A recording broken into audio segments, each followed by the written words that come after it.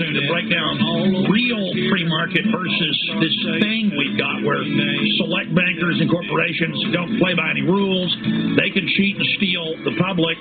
This relationship with government where they suck the wealth of the people out, and then they call that capitalism, when really it's beginning to look like communism or socialism for the rich and slavery for us.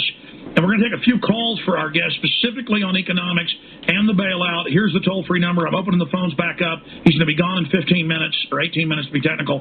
1-800-259-9231, 800-259-9231 to get up on the air with our guest, best-selling author multiple times, Europac.net. But I wanted to talk to you about the window of opportunity we've got, because I was pleasantly surprised when the Congress, the House, said no Monday because they were getting 2,000 calls to 5. I talked to multiple congressmen on air. It was about they get thousands of calls for a couple of pro calls. Other senators are saying the same thing, not just House members. So they did the right thing, narrowly defeated it by 25 votes or so.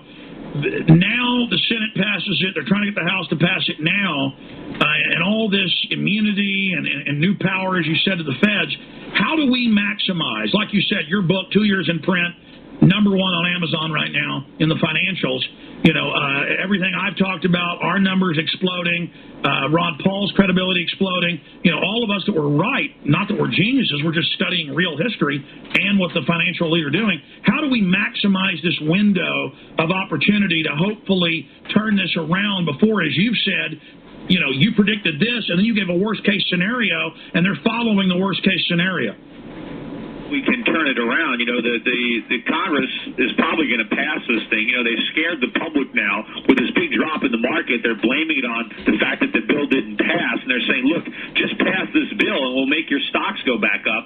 It's not going to work. I mean, the market's going to go down whether they pass it or not. Ultimately, it's going to go down more if they pass it than if they don't, because, again, this is going to do a lot of damage and cede a lot of power to the government and make the markets a lot less free and therefore less efficient. But unfortunately, there's nothing we can do as Americans. You know, we can protest all we want, but we're not going to change what government is doing. So all we can do, unfortunately, is protect our own wealth and our own families by taking our financial destiny in our own hands. And that was part of the premise of my book, Crash Proof, and my new book. I have a book that just came out this week called The Little Book of Bull Moves and Bear Markets, and it's designed to not only show you that this crisis is inevitable, but, you know, where you can invest your money so that you don't end up broke like everybody else. Because unfortunately, if they wipe out the value of the dollar, they're going to wipe out all U.S. dollar financial assets, and with that, any retirement dreams that any Americans might be harboring right now if they have dollars. And I don't care how rich you are, you can be a multimillionaire, you might even be a billionaire. If your money's in dollars, you're going to be broke. So you've got to look around. You've got to look at foreign markets, foreign currencies, precious metals, other types of investments. And, you know, it's very ironic that right now you're actually seeing the dollar strengthen substantially based on the prospects of this bailout, because the world's investors are so stupid that they actually think the bailout's going to work. They actually think this thing is going to solve all of our economic problems. It shows you how little people learn. I mean, of course, these are the same investors who bought all those subprime mortgages in the first place and thought they were so great, and who bought all the dot-com stocks in 1999 and 2000. So they have a lousy track record, yet they determine the short-term movements in the markets because they control everybody's money. Well, absolutely. And I mean, you'll take advantage of their stupidity. Ron Paul on the show last week said that Bernanke and Greenspan and Paulson should be arrested. They've clearly, he listed some of the crimes they've been committing. And I think, you know, instead of the criminals that engineered this now getting to take over even more of the crisis they created, I think it sends a good message to start grand jury indictments. And that's that'd be great. But of course, you know, it's not happening. Look at Paulson. I mean, poor Paulson was running Goldman Sachs. I mean, he was part of the problem. That's what I mean. Look at that conflict of interest. Without this bailout, right? Without this bailout, Goldman Sachs would go out of business. And it's not, you know, and it's because of a lot of the things that Goldman Sachs did when Henry Paulson was in charge. Well, shouldn't Ron Paul and others in Congress, shouldn't Congress be saying at least you're to blame and then dealing with it from that perspective instead of just bowing down before the people? I mean, it's so amazing to see Democrat and Republican leaders, the president, the Treasury Secretary, the Fed head, or the private Fed, go on TV and say, I want your take on this, go on TV and say, you give us what we want, and you give us unlimited power, that's what the first two versions said, the new one says similar things, or there's going to be a depression. I mean, that itself should have sent us in. I know, and it's not like, look, it wasn't, not too long ago, Paulson was saying it was the greatest global economy he's seen in his lifetime, that the U.S. economy had never been in better shape, and now we're on the verge of an economic collapse. How can that be? Obviously, if he's right now, he was wrong then, and if the guy is so incredibly incompetent, why should we give him all this power? Well, they're not. They know they've been lying the whole time. Congress like a month ago and looked those congressmen and senators right in the eye and said, if you put a bazooka in my pocket, I'll never use it. Peter Schiff, what do you... Later, he's using it, he's shooting it, dry. Yeah, I understand. And now we're giving him a nuclear warhead. I agree. Peter Schiff, how is this going to play out? He's been really good at predicting what's going to happen. They're following the bad course. I agree with you. It looks like they're going to go ahead and follow the worst possible course, but at least it's without the will of the people.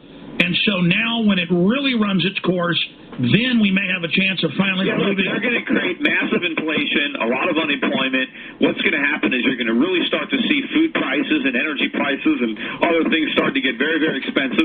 The government will probably ultimately impose price controls on energy, on food products, which will create shortages of gasoline and food and long lines and black markets and civil unrest. I mean, I think it's going to be a real mess. And eventually I think they're going to impose capital controls. I think they'll make it illegal for Americans to buy foreign currencies or to buy gold or anything. The government is going to try to deal with all the symptoms and none of the problems, which is one of the reasons that people need to act quickly. I mean, that's what we're doing. My brokerage firm is called Euro Pacific Capital, and the website for the firm is europac.net. But what we're helping people do is get their money out of U.S. dollars and accumulate foreign assets, precious metals, while it's still legal and while the dollar still has value. And I would recommend... Well, that's what I'm telling people to do. But people who have a lot of financial assets have to act quickly. Otherwise, they're going to watch an entire lifetime of savings and investments just go up in smoke. Well, that's the fact. The establishment, the big, the top guys running the criminal operation, they plan to blame this on capitalism. They plan to manage this crisis they engineered into a total police state, as you said, and they're moving in heavy armored brigades, saying in the Army Times it's for civil unrest. They've set up Northcom. They passed the John Warner Defense Authorization Act 2 years ago, saying it was for martial law. They have been planning this all along. Now, we can debate whether they've lost control of it, but clearly from the IMF and World Bank documents and other plans, what we've seen them do with the third world model is they have engineered collapses before. Do you believe this is engineered, or are you going to say no, they've just lost control? To engineer it. I just think it's a comedy of errors. I actually think that these people have good intentions. I don't read into it an evil motive. Have you ever read the IMF World Bank documents? Trying to destroy the country. I just think they're just completely incompetent and they're looking out for their own self-interests. And they just knew 5 years ago to secretly start federally getting rid of posse comitatus for an economic collapse. I don't know. I don't have a nefarious motive, and I don't think they're smart enough to say, hey, let's collapse the economy ourselves. Well, they're in control of things. But they're just making mistakes. They're just doing things wrong. There's just so much ignorance out there. Now, I believe that a lot of these senators who voted for this bill really believe they're doing the right thing. I don't think they're evil people. I just think they don't know. Peter Schiff, either way you cut it, as you know, it's the same thing. The same thing's going to happen in the end. And as soon as the yuppies finally stop believing CNBC and finally do buy gold and silver, we've already got the mint shutting down, selling a lot of their coins, not just the buffalo, as you know. By the time the average American wakes up and tries to buy gold, it'll be thousands of dollars an ounce. Oh, sure. How high do you think gold's going to go by the end of this? How long is this going to run? By the end of the year, I don't know. I was forecasting $2,000 gold sometime next year, and I still think that's a reasonable target.